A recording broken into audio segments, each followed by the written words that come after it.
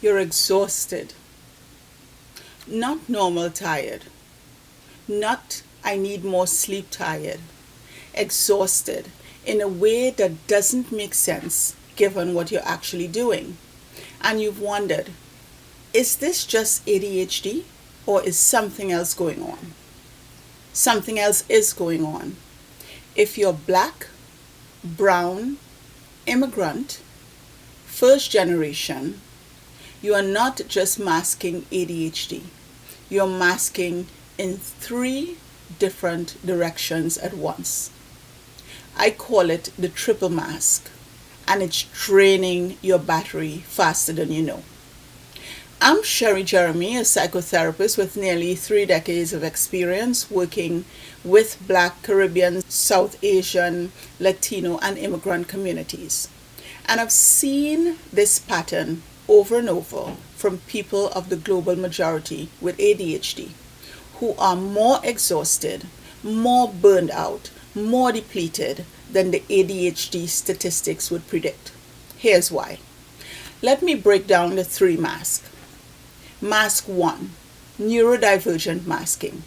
This is the one everyone talks about. ADHD masking means hiding your symptoms to appear normal. Forcing yourself to sit still when your body wants to move. Pretending you heard what someone says when you're zoned out. Overcompensating with lists and alarms so you don't seem scattered. Suppressing impulses so you don't say the wrong thing. Performing calm when your brain is chaos. This is exhausting on its own. Many people with ADHD are depleted from just this. But for you, this is just mask number 1. Here's mask number 2. Cultural or racial masking. This is code switching, assimilation, survival in spaces that weren't designed for you. Adjusting your voice, your language, your hair, your clothes. Making yourself seem smaller so you're not seen as aggressive or threatening. Performing the model minority so you don't confirm stereotypes. Translating between worlds, home and school, family and work. Being hyper aware of how you're perceived at all times. If you're black, this might look like monitoring your tone so you're not seen as angry.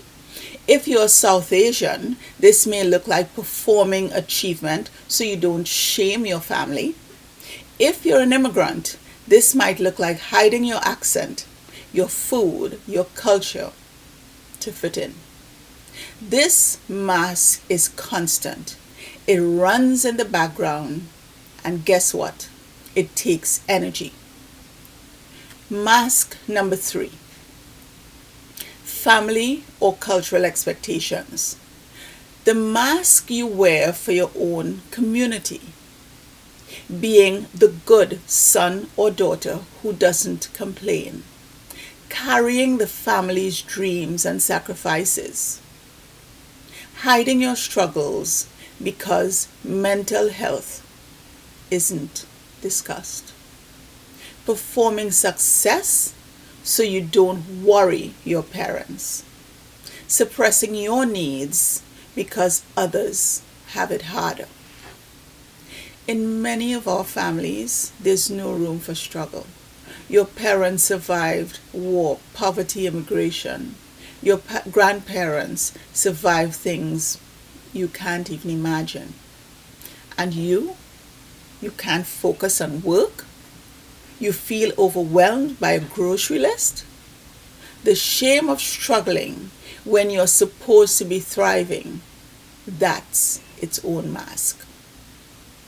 A neurotypical person navigating work might wear one professional mask. That's normal. It takes some energy.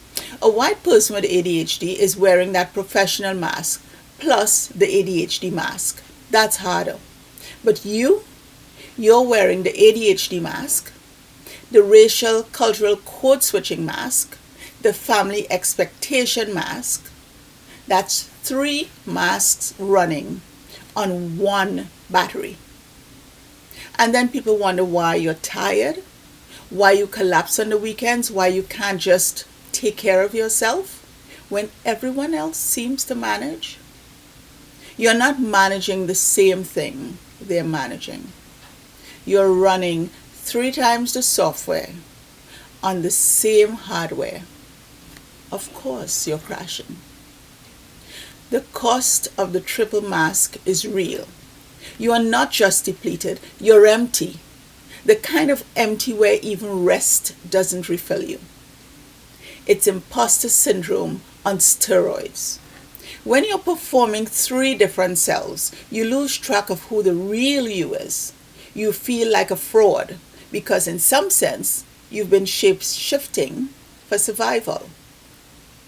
There are health consequences to this. Chronic masking keeps your nervous system activated. That means elevated cortisol, inflammation, sleep disruption, weakened immune system. Your body is keeping the score. There's a delayed diagnosis. Because you're so very good at masking, your ADHD might have been missed entirely. Teachers didn't see it, doctors didn't see it, maybe you didn't even see it because you were too busy surviving to notice you were drowning. After years of shape-shifting, you might not know who you are under the masks. That's not a character flaw. That's the result of never being safe enough to just be. So what do you do with this? 1, you name it. You're not weak, you're not failing, you're carrying more than most people see. Naming it doesn't fix it, but it stops the shame spiral. 2, find space where you can take off at least 1 mask. Maybe there's no way you can fully be yourself yet, but you can find spaces where you don't have to code switch, where your ADHD is understood, where your cultural background is shared. Even 1 mask is a relief. 3, stop comparing yourself to people wearing fewer masks. That coworker who seems to manage everything, they might only be wearing 1 mask. That friend who has ADHD but seems fine, they may not be carrying the cultural weight. Your exhaustion makes sense for what you are carrying. Stop measuring yourself against people on a different playing field. 4, protect your energy deliberately. You have less to give. That's not weakness, that's math. So you need to be more protective of where your energy goes. Not selfish, strategic. If what I've described sounds like your life, I built something for exactly this. The Prism is a 30-session psychoeducational journey for late diagnosed adults from the global majority. It's the only ADHD resource I know of that addresses not just your brain, but the cultural, racial, and generational layers that make your experience different. There is an entire pillar called the Triple Mask that goes deep into what we talked about today. The cost of shape-shifting, the exhaustion, and how to start reclaiming yourself. And then we have other pillars covering everything from family relationships to burnout to rejection to grief. Remember, this is not therapy, but it is a container for understanding yourself through a lens that doesn't erase who you are. Link in description or enrichnyc.com. Remember, I want to leave you with this. You are not dramatic. You are not weak. And you are certainly not making this up. You're carrying more than most people can see. And you've been doing it for years, maybe even decades, without recognition.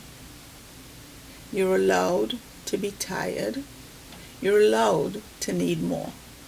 and you're allowed to finally understand why. Take care of yourself. I will see you in the next one.